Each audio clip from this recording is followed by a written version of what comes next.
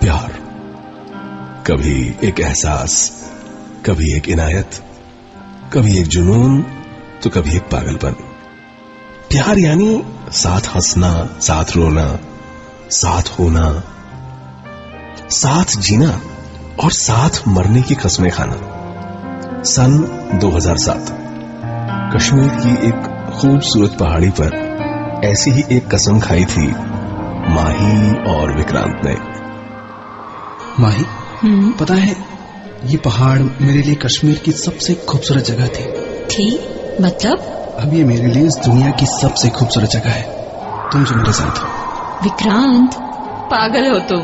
हाँ, पागल हूँ, पर अपनी माही के लिए। माही, चलो आज एक कसम खाते हैं।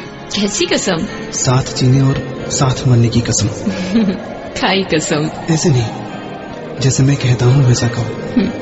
कल चाहे लोग बदल जाए, कल चाहे लोग बदल जाए, कल चाहे हालात बदल जाए, कल चाहे हालात बदल जाए, कल चाहे किस्मत साथ छोड़ दे, कल चाहे किस्मत साथ छोड़ दे, कल चाहे ये कायनात बदल जाए, कल चाहे ये कायनात बदल जाए, हम साथ रहेंगे, हम साथ रहेंगे, साथ जिएंगे, साथ जिएंगे, साथ मरेंगे, साथ मरेंगे। कसम। कसम। कसम। 20 साल के विक्रांत और 18 साल की माही के पहले प्यार की पहली कसम। माही और विक्रांत एक साथ बड़े हुए, हमेशा से एक दूसरे को पसंद करते थे और एक दिन यही पसंद पहला प्यार बन गई। पहला प्यार, कहते हैं पहला प्यार जिंदगी भर याद रहता है, पर इस प्रेम कहानी ने इस बात को गलत साबित कर दिया। पर इस प्रेम कहानी ने इस बात को गलत साबित कर दिया। 10 दिसंबर 2007। मैं वहां से भाग गई, सारे लोग मुझे ढूंढ रहे थे। अच्छा, फिर क्या हुआ? फिर क्या, कोई ढूंढ ही नहीं पाया। विक्रांत! एक पत्थर से फिसलकर विक्रांत की बाइक एक ट्रक में जा घुसी। दोनों बुरी तरह घायल हुए। माही को कुछ घंटों बाद होश आया। माही अब ठीक थी, पर विक्रांत अब भी एक एक सांस के लिए लड़ रहा था। पूरे 40 दिनों तक विक्रांत जिंदा रहने की कोशिश करता रहा, पर मौत ने उसकी एक ना सुनी। वक्त गुजरता गया और वक्त ने मरहम बनकर माही के दर्द को कम भी कर दिया, पर इस हादसे के 5 महीने बाद माही को विक्रांत के दर्द का एहसास हुआ।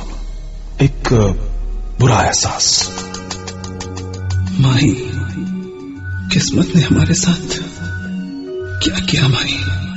अब मैं चाहूं भी तो तुम्हारे पास नहीं आ सकता, पर तुम मेरे पास आ सकती हो। माही, आ जाओ मेरे पास, सब कुछ छोड़कर। माही, आ जाओ मेरे पास। अचानक माही की नींद खुल गई। सुबह के 6 बज रहे थे। माही को विक्रांत की आवाज, उसका हर शब्द याद था। उसे लगा जैसे विक्रांत उसके सपने में नहीं, उसके सिरहाने बैठकर उससे बात कर रहा हो। पूरा दिन निकल गया। माही विक्रांत के बारे में ही सोचते सोचते सो गई। और फिर माही, तुम सोच क्या रही हो? मैं यहाँ अकेला हूँ माही। तुम्हें याद है माही, वो पहाड़ जहाँ हम बैठा करते थे, वहीं से कूदकर खुद को खत्म कर लो, तभी हम एक हो पाएंगे हमेशा के लिए। आ जाओ माही, कल शाम मैं उसी पहाड़ पर तुम्हारा इंतजार करूंगा। तुम आओगी ना माही? हाँ, तुम आओगी।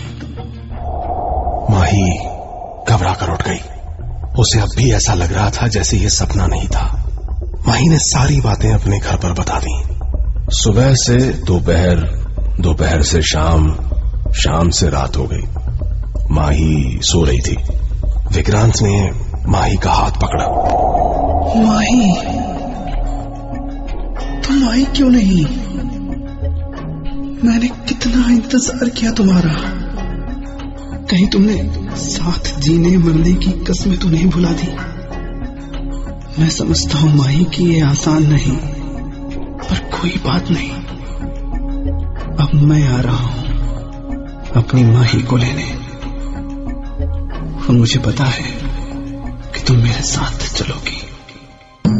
उस दिन के बाद विक्रांत कभी माही से कुछ कहने नहीं आया, पर उस दिन के बाद माही के साथ जो होने लगा वो उससे भी खतरनाक था। माही के साथ जो होने लगा वो उससे भी खतरनाक था। उसी दिन माही बाइक पर अपने भाई के साथ कहीं जा रही थी। बाइक किसी पत्थर पर फिसली और एक ट्रक में जा घुसी। माही बाल बाल बची, पर उसका भाई नहीं बच पाया। कुछ दिन बाद अचानक माही के रूम में आग लग गई। सारा घर जल गया, पर माही इस बार भी बच गई। लिफ्ट का गिरना, करंट फैलना, कुत्तों और जानवरों का आदमखोर बन जाना, माही के साथ ऐसी कई घटनाएं होने लगीं जिसमें उसकी जान जा सकती थी।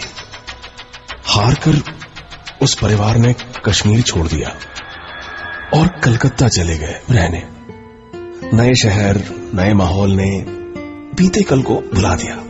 वक्त गुजरता गया और 4 साल बाद 10 जुलाई 2012 आज माही की शादी थी। कलकत्ता के ही रहने वाले एक सॉफ्टवेयर इंजीनियर अनिकेत से। अनिकेत बहुत ही सुलझा हुआ लड़का था। बगैर किसी शर्त, बगैर किसी दहेज के उसने माही को अपने घर की इज्जत बनाया था। पर शादी के बाद उसने माही के सामने एक शर्त रख दी जिसे माही ना नहीं कह पाई। माही, मैं सोच रहा था हनीमून के लिए कश्मीर चलते हैं। माही ने अपना अतीत अनिकेत से छुपाया था और शादी के बाद उसे बताना शायद सही भी नहीं होता। यही सोचकर माही अनिकेत को ना नहीं कह पाई।